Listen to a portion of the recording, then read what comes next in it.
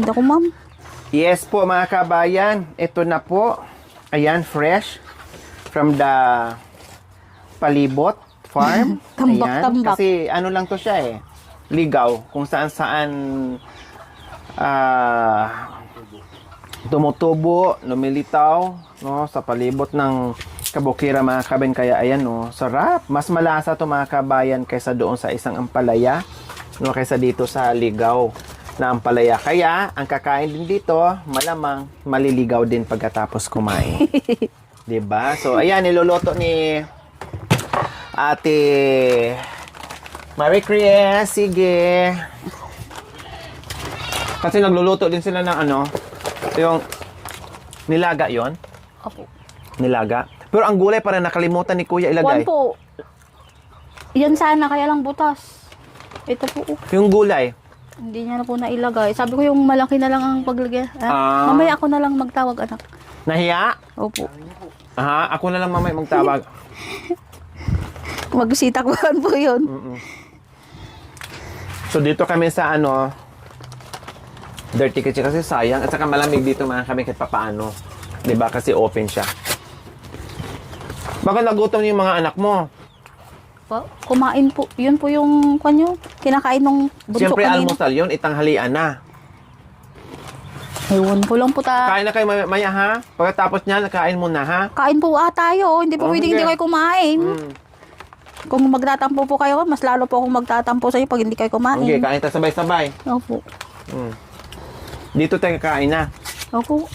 Kahit ganito, sa may gilid. Maganda. Sa may Ay, oo. papag. So, Ate Prince, ay Ate Marie Chris, Po. habang nagluluto tayo, mag-usap tayo. Opo. Alam ko na grabe yung unawa at pagmamahal mo sa kapatid mo. Nakita naman talaga namin yon ng ating mga viewers, sponsors, ako. Pero talagang malayo sa katotohanan, Ate Marie Chris, na matuloy yung kanilang kasalan at binyagan. Ginagawa ko na rin po yung part ko. Lahat ng mahika ko, ginagawa ko rin na Sana matuloy. tama tuloy. Opo. Binibigyan ko pa rin ng chance. Inaantay ko pa rin yung sigaw ng ating mga viewers at mga sponsor natin na yes. Pero medyo okay itong mga huling live ko na kahit papaano ay meron tayong nakikitang yes. Hindi katulad noon, nung una na wala talaga, nandoon ka sa live, di ba? Opo. Ikaw nga, hindi nga nakapag-yes Hindi eh. po. Kung wala lang si Rod, talagang, kumuha nga si Kuya. Balkutang pati ko Bulong saba. Kumuha nga si Kuya. Ayan ang sarap. Fresh. Nabasit mo't inalam. Okay lang, marami lang. So, Basa ang paipa tapos balkutang bulong saba. mukhang nabago ba? May ibang dati na parang naniligan na ayaw talaga namin. Hindi kailangan ng second chance. Hindi deserve. Opo.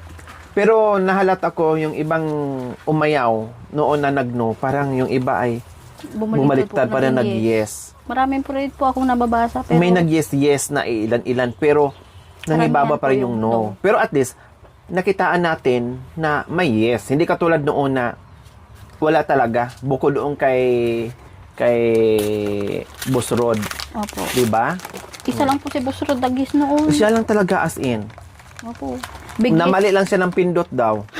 Biggest po ako kasi isa ako ninong, sabi po niya. O kaya nga namali siya, dapat no yun, and na napindot pala is yes. Kasi excited din siya kasi ninong din siya syempre. So kaya nga nakita ko talaga grabe yung pagsusumamo mo, pati ikaw. Opo. Grabe yung sorry mo, pasensya mo na ikaw na halos Kaya nga po. gusto mong saluin yung mga problema nila, yung pagkakamali nila, yung attitude nila. Nakikita ko yun gusto mong saluin. Pero syempre, nakita at nadama ng ating mga viewers. Pero iba pa din si Princess at Jerome. Naintindihan nila. Naawa sila sa'yo. Kaya nga po. No? Humanga sila sa'yo. Nabasa ko nga po. Parang hindi naman, parang hindi para kay Princess yung pag-guess nila sa akin. Tama. Doon po, nababasa ko lahat ng mga comment. Sabi ko sa isip ko, hindi para kay Jerome yung pag, ano nila na Yes. big yes Parang yung ang mga iba simpatiya nasa sayo. sa akin po. Yun Kaya, nga po yung naano ko. kumbaga, hindi Parang seryoso ang lalo na yung hindi tayo hinaharap habang kausap. Yun po yung nababastusan ako, tapos hindi pagbukas ng gate. Doon po ako talaga nakuhan. Nung napanood ko po, may dahilan naman pala yung mga tao na mag-big no. Kasi sila talaga ang may kasalanan talaga. Sobra, may bastos ka talaga, sabi ko po doon. Kalaban ko po yung cellphone. Imbis na minsan awa na yung nararamdaman ko sa kanya, inis, buwisit. Sabi ko, ang laki-laki ng naitulong ng tao sa'yo, tapos ganyan ang ano mong sukli sa kanya, bastos ka talaga. Sabi ko, hindi ka mapagsabihan. Sabi ko, ang kaaway ko po, wala pong tao cellphone lang. Parang sa cellphone ko na lang binubuntun yung kuwan, pero wala pong... Nagsasalita ka na mag-isa na para ano kung yung bali po. cellphone. Opo, yung cellphone talaga ang inaano ko. May dahilan pala ang mga tao para magno, bahala ka na garon kung anong mangyari sa'yo. Sabi ko pa po, matuloy man ang kasal, salamat, pero pag hindi, okay lang din kasi kasalanan naman nila. Naramdaman ko yun. Naramdaman ko talaga na halos saluin mo na lang lahat ng kahihiyan na ginawa Kaya nila. nga po, Yung pag-uugali sa pagsusumamo mo. Ramdam ng mga tao yung mga yun. anak ko po, sabi nila, napanood nila dun sa kuwan, mama, bakit ka lumuhod, sabi nila. Kasi parang naano talaga ako. Para matapos na Opo. yung iniisip. Para kuwan, sabi ko, maano sa ante nyo, hindi mama, dapat sila ang humingi ng sorry, hindi ikaw. Tama. Sabi po, Oo, tama. malilit pa po yung anak ko, bakit ngayon ikaw mama? Sabi nila.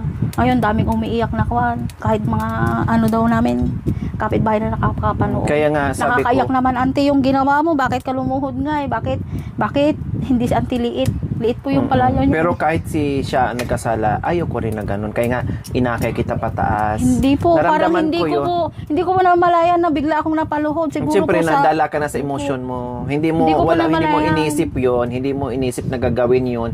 Kusa na lang, parang inutusan yung puso mo na bigla ka na lang Opo. nagawa mo yon. Kasi Opo. dahil nga, sa kagustuhan, alam ko nahihiya ka, alam ko na naguluhan ka na, alam ko na sa kagustuhan para matuloy yung kasal at binyagan para sa kanila, lahat na ba, kumbaga, sa pagmamahal mo sa kapatid mo, and then ganun pa nangyari, kaya nagawa mo yun. Kaya nga sabi ko mga kabayan, wag mong gawin, Ate Mariques, magagalit ako. Kasi sapat na sa akin yung pagsasalita ni Ate Mariques, kasi sincere naman talaga. Kahit yung nagbibigay siya ng pangaral sa kapatid niya, nakitaan ko naman na galing sa puso at yung pinagsasabihan siya, alam mo yun, nakitaan ko at ramdam natin na nandoon yung pagiging ate at nanay sa pangaral ni Princess po mga kabayan, no? So ngayon ay sabi ko nga na kahit papaano ay pati si Ate Mariques ay para bang nabuhayan din siya ng kunting pag-asa, na kahit kunting pag-asa, kasi merong nag-yes na kahit papaano ilan-ilan. Kumbaga nabuhay yung pag-asa mga kabayan. Kaya lang until now ay mas malaki pa rin yung porsyento mga kabayan na walang pag-asa. Kaya nandito ako kay Ate Mariques para kahit papaano ay mapag-usapan namin, no? At ma-update ko rin siya, makumusta ko siya kung ano na ang nangyayari buhat nung kami ay nagkausap at nagkahiwalay. May tanong ko kay Ate Mariques. Ate Mariques, nakabalik po kayo doon kay Princess? Hindi na po. Hindi pa po ako... May cellphone ba sila? Wala. Wala po.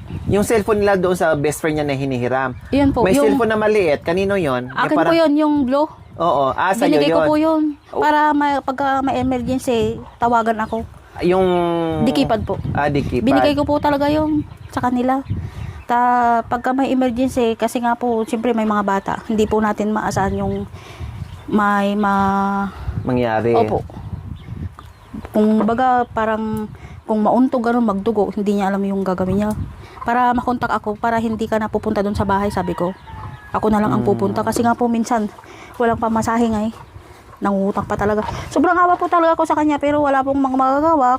Talagang ganyan na po yung ugali niya. Kasi talagang may talagang super duper Maldita. Mm. Sa akin ang siguro kung iba ako, kasi Ako nga lang- ako nga pinapakitaan nga niya ako ng pagiging maldita niya. Lalo na siguro kung ako yung kung baga pinsan lang ako, no? Kung ipagpalagay natin na pinsan lang ako, siguro hindi lang ganyang ugali na ipinapakita sa akin ni Princess, no? Ang dami pong ayaw talaga sa ugali niya. Kahit mga kapatid ko po, kaya hindi nila natitiis. Kaya sa akin talaga pumupunta. Minsan Kahit po, mga kapatid, di ba? Ikaw lang ang naging close niya. ako lang po talaga.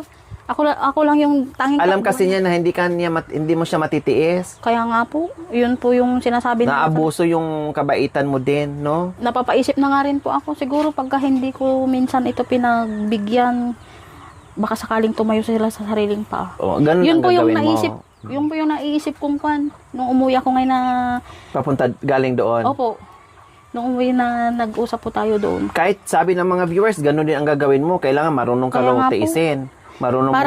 Marunong kang tiisin mo sila, ganun. Opo, para matuto siya sa buhay na paano nga minsan pagka hindi po natin talaga masasabi, wala ako. Mas lalo po siyang mahihirapan, wala siyang matatakbuhan. Kaya habang maaga pa ako, Bakit lagi mo naiisip, Ate Marquez? Kasi alam mo, napapansin kita. Pag nagkikita tayo, and then pag naghiwalay tayo, lagi mo sinasabi sa akin, Ate Lori, payakap naman, baka hindi na kita mayakap, baka huli ko ng yakap sa'yo. Bakit? ma'am, kasi po talaga ayaw ko lang magsalita sa pamilya ko. May nararamdaman talaga akong kakaiba sa katawan. Hindi lang ako nagpapahalata para hindi sila maapektuhan. Parang hayahay lang ang buhay. Parang, Parang go-go lang. opo. Pero napapansin nila sa mga post ko na walang tikto ang buhay. Kaya piliing maging masaya, ngumiti kahit maraming problema. Ganun po. Pero hindi ko po sinasabi sa kanila na ganitong nararamdaman ko. Kaya minsan, pagka na babanggit po yan, minsan nasasabi ko kaya doon nila nalalaman. Hindi ka nagbo-voice out sa kanila. Hindi po. Para hindi po sila mag-alala. Pero kwan po ako parang nag-advance na yung isip ko na in case man may mangyari sa akin, may sulat na mababasa dyan. Yung mga importanteng mga papel. Hindi po talaga natin masasabi ang buhay kung hanggang kailan. Kung hanggang saan ang buhay. Lalo po may iniinda nga ako. Kaya doon po ako nababahala minsan. Baka biglang isang umaga, hindi na ako magising. Siyempre po talaga yung kidney ko, kailangan na talaga ng espesyalista. Opo. Kasi Yun sa- po ang problema namin Hindi ba nadagdagan yung kidney problem mo sa mga iniinom mo, Ate Maricruz, na sobrang dami? Yun nga po yung iniisip ko, baka mas lalong nag-aano dun sa mga gamot. Pero sabi naman po ng doktor, mas Sige, lalo daw, madali, ganyan. mas lalo daw na magkakaroon ng komplikado pagka dininig ko yung mga ibang tao na huwag inumin yung gamot. Kasi mas lalong hindi, wag. Kung ano yung sinabi ng doktor, yun ang sundin mo. Opo. No, kung ano sinabi ng doktor. Kailang, siyempre, parang sa sobrang dami, 12 piraso, tapos meron pang iba. Araw-araw. Grabe. No? Opo. Tapos, hindi kaya lalong naano yung kidney mo? Yun nga po yung iniisip ko. Minsan nababasa ko sa cellphone na pagka madami ka daw na tinitik na mga gamot, mas lalong nasisira yung kidney. Pero sabi pa naman ng doktor, kung hindi ka magtitik ng gamot, mas lalong lalala. Oo. Sundin mo Ito pong- kasi sila yung nakakaalam. Opo. Pero po itong last na sinabi nila sa akin nung May 29, May 4 pumunta kami, May 15 pumunta kami, May 29 pinabalik po kami. Yun po yung sanang kakabitan ako. Lagyan ka na ng tubo. Opo. Pero hindi po ako Bakit lalagyan ka ng tubo? kasi po yung ibang ihi hindi makalabas. Kaya sabi ng doktor sa akin, baka yun ang maging dahilan para maging komplikado lahat. Kaya pala lagi pag is talagang yung mayakap siya sa akin, mga kabayan, talagang pag lagi yung sinasabi na ko na payakap naman, baka huling yakap ko na sa'yo, Ate Lori, yung mga ganun ba? Opo. Pag tulog ako ng gabi, nananalangin ako na sana matanggal na to. Gusto ko po talaga makakasama yung pamilya ko, yung mga anak, lalo na po yung mga anak ko, kasi po naranasan kong lumaking walang nanay. Sobra pong hirap. Kaya sabi ko sa kanila, magpakabait kayo, huwag kayong gagawa ng, parang sinasabihan ko po sila na Kumbaga ayaw mong iparanas yung naranasan mo na walang Opo. magulang. Baka sabi ko sa kanila, huwag kayong gagawa ng masama para hindi kayo mapasama ang buhay niyo. Sinasabi ko sa inyo, walang tikto ang buhay mga anak ko. Sabi ko, mag-ingat kayo palagi, huwag kayong gagawa ng anumang kasalanan na sasama ninyo. Sabi ko po sa kanya, lagi kayong gumawa ng mabuti. Sabi ko po, yun po talagang kahit sa gabi po, nanalangin ako na sana matanggal na itong iniinda ko. Talagang Ilang taon mo na yung nagamutan? Isang taon na po itong July 17. Late mo lang na napansin, late mo lang late lang na diagnose yan, na ganyan ang naramdaman mo. Oo po. Late lang po talaga may nararamdaman na ako, pero Kinakaya-kaya. Kinakaya-kaya. Siyempre nga po kinakapos. Parang sabi po ng asawa ko, pagka dinadaing ko sa kanya noon, hindi ako makaganito, hindi ako makaihi, masakit ang ganito, masakit ang puso. Sabi ko po, yun po yung signs daw na may diferensya sa kidney. Pero ako naman hindi ako nagpa-doktor. Hanggang sa kwan po. Tinitiis lang din ang iniisip pera. Pera po. Talagang kapos po kami. Dalawa po kaming lumulusong eh. Ako sa bukid, sa kanya construction. Siguro, dalawa po yung high school po namin noon. Hindi nga na po napag-aral itong isa. Siyempre po, kapos na talaga. Tayong gamutan ko ang nadagdag, yung kuryente, tapos bigas. Pero lahat ng mga anak mo yung nag-aral naman. Yun lang pong bunso na. Yung panganay po, natapos lang po ng grade 12. Hindi na nakapagkolehiyo. Nagtrabaho po siya sa Shopee. Ngayon po yung nagde-deliver. Opo. Oh. Pero hindi po siya deliver doon lang sa may kuwan. Anong tawag dyan? Sa stock room? Parang gano'n? Yun po, stock room. Hindi na po siya nagtrabaho. Ngayon nagtanggalan daw ng empleyado. Wala naman daw masyadong parcel. Gawat daw po. Walang pera mga kuwan. Ayun po. Yung bunso na lang nag-aaral. Kaya lagi po ako nagdarasal sa gabi na sana gumaling na ako para hindi na nila ako isipin pa. Hindi na ako pasanin ng asawa ko kahit po sobrang bayad yan. Minsan po naawa na ako. Parang yung sweldo nga niya. Napupunta sa gamot. Pero swerte ka pa rin kasi may asawa kang ganyan.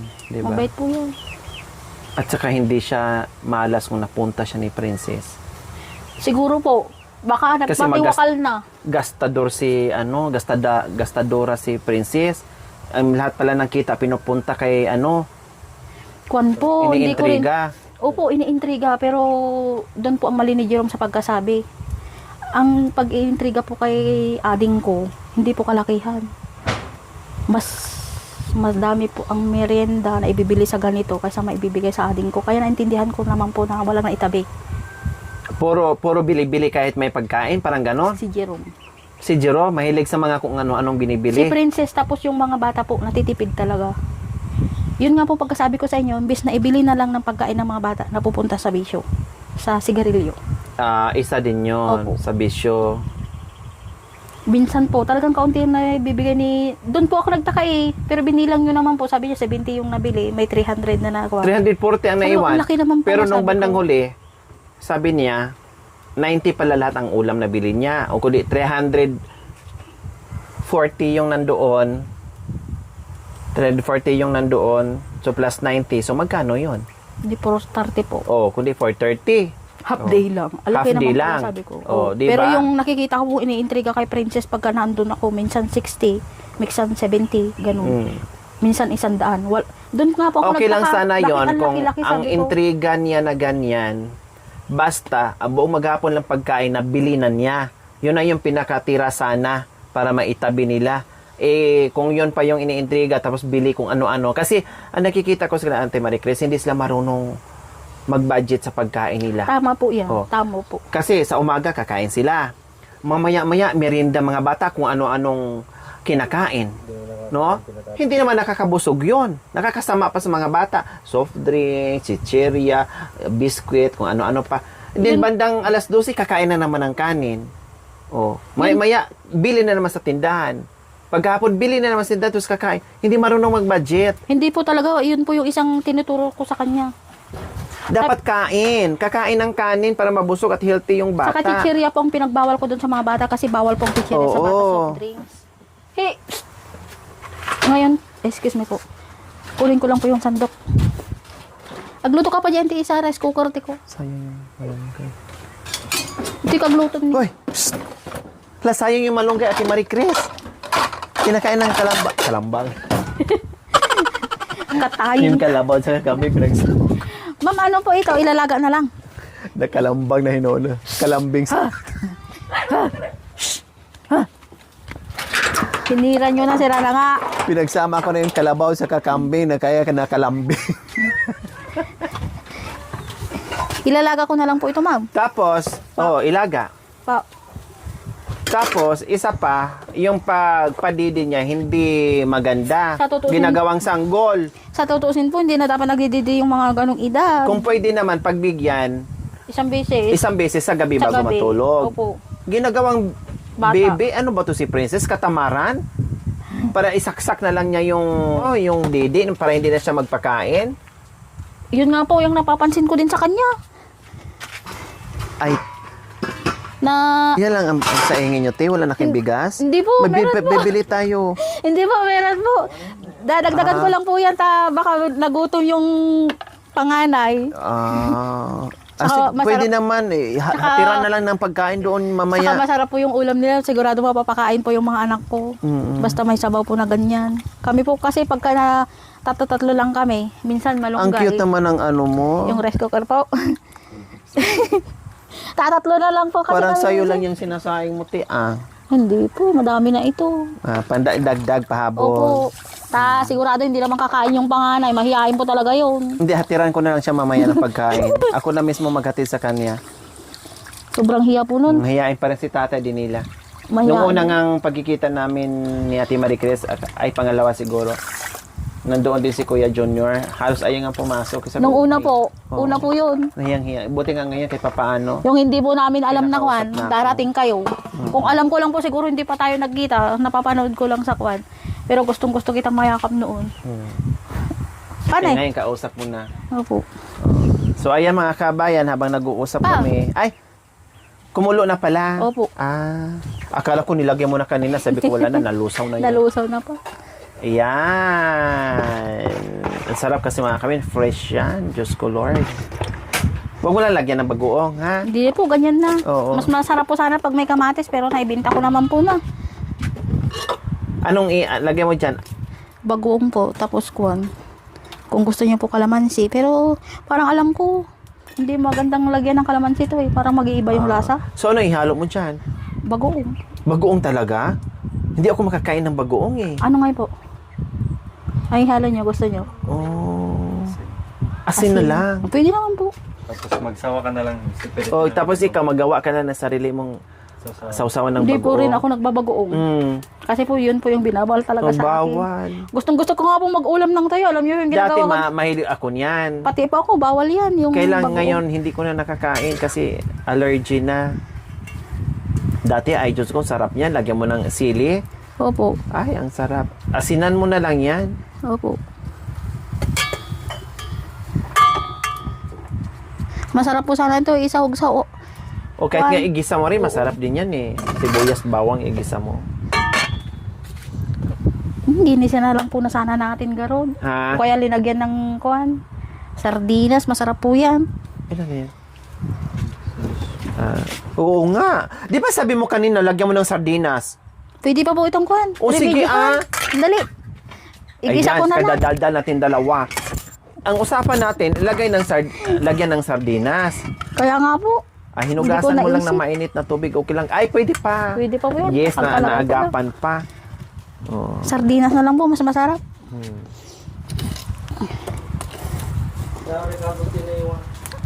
Wenderling. Ang sweet niya, no? Win, darling. Parang hindi kayo Minsan po- nag-aaway, te. Hindi po kami nag-aaway. Sa gabi lang. Hmm? Sa gabi lang, no? Ah, Pag hindi sinabi ko, sila nag-aaway. Nagsasabunutan na sila sa gabi. hindi po, may ugali po siya kasi kinakuan, kaya hindi kami nag-aaway. Pagka tumatapos po yung boses ko, alam na niyang galit ako, lumalayas na. Hindi siya umiimik. Pag alam niyang malambot na yung isip ko, yung wala ng kwan, saka siya uuwi kakain. Hindi po niya sinasabayan yung kwan. Yung galit init ko. mo. Opo, hindi. Hindi kagaya ng ibang mag-asawa na pagkagalit yung asawa, galit din yung babae. Sabayan. Sinasabayan. Opo. Pero sa gabi, sabay naman kayo. Gusto ka ba niya magkaroon ng... Natawas ka dyan na nandoon sa ano. Doon po talaga ako natatawa pagkagabi, talagang sabayan po yung kang galit. Pero Talaga. hindi po natin maiwas. Ma'am, sorry po. Okay lang, no problem. Diyos ko. Minsan nga, nasa ulingan ako eh. No problem. O, di ba naagapan pa po mga kabayan, kamuntikan na talaga. Ganon ang nangyayari kahit nga kami ni Nanay Irma. No, imbis na sinigang mga kabayan, ang mangyari, magiging nilaga. O, di ba? Yung paksi namin, magiging paksi na bangos, magiging sinigang na bangos. Ganyan. Dahil wala na, nakakalimutan na namin, nalilito na si Nanay Irma. Eh ngayon naman, sa kwentuhan namin ni Ate Marie Chris, pati yung napag-usapan namin na lagyan ng sardinas, ang nangyari, lagyan ng bagoong. Eh, bawal pa po naman sa akin yung O parehas pa bagoong. naman kaming bawal. Eh, mukhang kami lang ang kakain dalawan yan. Oh. Yan. Yan ang masarap. Diyan po nga ako bilib sa kanya, sa kasama ko, tapos sobra pong pasensyoso. Kahit yung mga anak ko namin, hindi nila na ranasan na yung pamalo. Ayun po. Humingi ka na ng pasensya ni tatay mo dahil nagsabi ka na, tay, kailangan tiisin ko tong ading ko. Opo, kahit po Humingi ka, kinausap mo, birthday pa naman ni tatay mo kagabi. Kahapon. Anong sinabi mo sabi kay tatay? sabi ko po sa kanya, pati si kuya ko po, alam na niyang parang hindi na matutuloy kasi pinanood po niya talaga. Oo. Sabi ko po sa kanya, tatay, sabi ko, yung pangarap po natin na sana maikasal si Princess, alam ko naman na talaga pangarap niyo dati pa, sabi ko po. Pero mukhang hindi na matutuloy dahil din gawain nilang hindi maganda. Sabi ko po talaga yun sa picture. Kasi nga po hindi po ako nakadalaw sa cemetery. May pinuntahan nga po ako. Sinabi ko po talaga yun. Pasensya na po, sabi ko. Pero hindi ko po binibigkas. Parang sa isip nga na parang hindi na talaga matutuloy. Kasi siyempre po kahit ako, parang mag-big no na lang.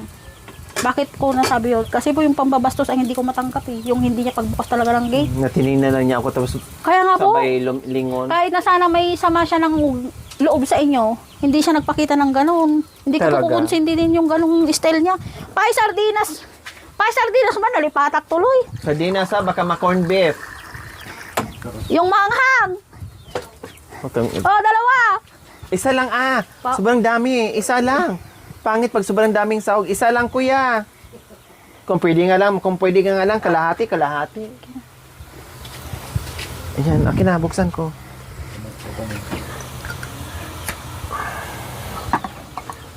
Alam, pasensya na po kayo. Ang init-init. Okay lang, no problem. Huwag ka mag-alala sa akin sa dahil sanay sa bundok. Buti nga mainit, nakaupo lang ako, lalo na kung mainit na naglalakad pa. So, kahit sarili nyo ay napapabigno din kayo. Opo, sa ugali niya, sa pinakita. Yun ang niya. number one na nagalit yung mga sponsors natin, nagtampo dahil doon sa attitude na alam naman niya na darating ako. Sa kotse pa lang, hindi ako nakababa. Alam na niya eh. Lalo na nung naglakad ako, nakita ako, tininan ako, tapos bumaling sa kabila. Ginanyan lang kayo ako ni Princess. Tinan niya akong ganyan. Tapos bumaling na siya ng ganyan. Hindi po binukas yung gate. Oo, Yun hindi po man ako siya tumayo. nabisit talaga. Lalo nung nandun ako sa gate, wala. Tapos Talagang- ginaganyan-ganyan lang ako. Talagang hindi po talaga pinabuksan yung Tinitingnan. gate. Nakita mo na yung attitude niya, di ba? Wala nang ampo-po eh. Wala na. Dati, mami, sabi ko, ngayon, ate, impokrita ka, maldita ka talaga, sabi ko po ganoon. Halos wala nang banggit na ate, basta sagot na siya ng sagot. Tapos yung mata niya at nguso niya talagang magkasama sa paikot-ikot. Opo, totoo po yan. Kabastos Doon mo lang talagang talaga, tao, yun sabi ang ko. naano ni Princess, yun ang mali na nagawa niya. Pating sponsor nga, napapaiyak sa ginawa niya eh. Talaga Na po. parang hindi ako kilala ni Princess Noon nung pong dumating. nag-uusap tayo, hindi ko pa po napanood yun. Kaya may dahilan naman pala ang mga taong magbigno sa inyo, sabi ko. Akala ko yung pagmali lang nila, yung pag-asa ng ayuda sa inyo ngayon na yung... Pag-uugali. Opo. Yun pala ang dahilan ka ako. Kaya kahit akong tatanong siguro, bigno na. Bahala na sila. Sabi ko po. Basta ginawa ko po lahat ng paraan. Sabi ko po sa sarili ko na nakiusap sa mga sponsor pero may dahilan naman pala sila. Sabi ko po, totoo po yan. Talaga. Tapos magkasama po kami ng kuya ko kahapon na nagtalim ng palay. Yung Yan. panganay niyo, pinakapanganay. Opo. Eh ngayon sabi niya, Ding, sa palagay mo, hindi na matutuloy ang kasal ni Prinsesita. Prinsesita na pong tawag sa kanya eh. Disney. Prinsesita na po. ang sarap daw kuan, ang sarap daw. Kurutin ng pino. Opo, tapos Sabi yung ng mata, kuya mo. sabi niya, para mag ano lang, ang sarap dukutin nga para Para hindi na magsalub. sobra, kabasto, sabi niya. Yung taong tumulong sa kanya, ginanon niya. Kahit ako, baka mabalibag ko pa. Sabi po niya. Hindi natutuwa yung mga kapatid Hindi po. pati kaanakan. Hindi po. Lahat nga ng awa at saka napunta sa'yo, imbes para sa kanya eh. Kaya nga po, Napunta na, sa'yo ano eh. ko nga po, parang sa akin pa na, parang nag-guess na lang Dapat, yung iba. sabi niya, ko, dapat, pati nga ang tulong, dapat si ate na lang niya ang natulungan mo ng ganyan. Ganun nga eh. Ganun nga ang sabi ng mga sponsor at viewers. Dapat pala, kung ganyan man lang, si Princess na lang si ate na lang niya ang tinulungan, kung ganyan pala ang ugali ni Princess. Dahil Kwan- nakitaan talaga ng hindi maganda. Kwan po, sa akin naman po, mas maganda na tulungan siya kaysa sa akin. Oo, kung hindi natin alam na, kumbaga, normal lang yung sabihin sa, kumbaga, nadismaya ba? Dahil yan ang pinakita ni Princess. Kung alam lang sa una na ganyan pala kabastos, dapat pala ay, Nag-stop na kayo. oo, kumbaga dito na lang sana. Ikaw Opo. na lang ang tinulungan. Kumbaga, yan ang mga sinasabi ng mga viewers at sponsor. Kaya lang, sa sitwasyon naman, sa ugali, yes, alam natin ang ugali ni Princess at saka atin niya. Pero kung sa sitwasyon naman na pag-usapan, yes, deserve si Princess na makatanggap ng biyaya, ng Sa hirap, tulong opo, sa hirap ng buhay. buhay. Pero kung deserve sa ugali, yes, deserve talaga si Ate Maricruz kaysa kay Princess. So, kaya nga sabi ni ate niya, mas okay na lang sila ang natulungan, kaysa sa kanila, kasi kahit papaano sila ay May kaunti po kahit oo, pa paano. kahit papaano nagtutulungan silang mag-asawa kung paano yung buhay-buhay. Sila kasi wala eh.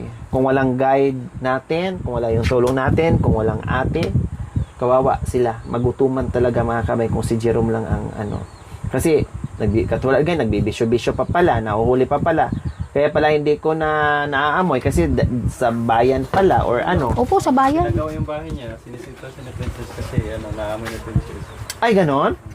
Oh, Dali ka na naman nasisita pa rin. Hindi ko rin kasi narinig eh. Sa bagay mga kabay, kapag hindi kasi ako mismo ang nakaakto or nakaamoy or ayaw ko mag-judge. Unless lang kung nakita ko mismo at naamoy ko, yung pala sabi ni Makoy, nasita din pala minsan ni Princess na, nag-yusi ka Jerome naamoy ko.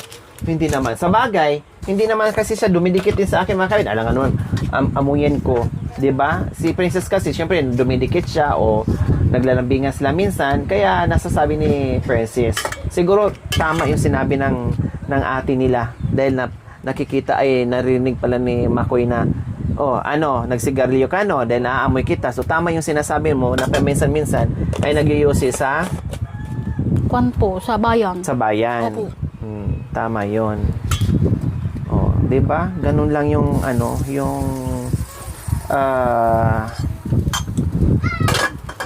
at least nalaman natin, at maintindihan natin mga kabayan, talagang mula nung bata pa ay ganyan yung attitude ni Princess. Sabi ko nga, yes, bata okay pa, pero habang lumalaki, nagmamatured, lalo na may pamilya, mag-iiba yung mga kabayan. Pero sabi naman niya, sila hindi, dapat ganun sana ate, magbabago, lalo na kung merong asawa at anak. Pero sabi niya, sila hindi, mas lalong lumala daw po mga kabayan na nagkaroon ng asawa at anak mga kabayan. So ewan kung paano natin gagawin mga kabayan na kahit papaano mabawasan yung attitude ni Princess.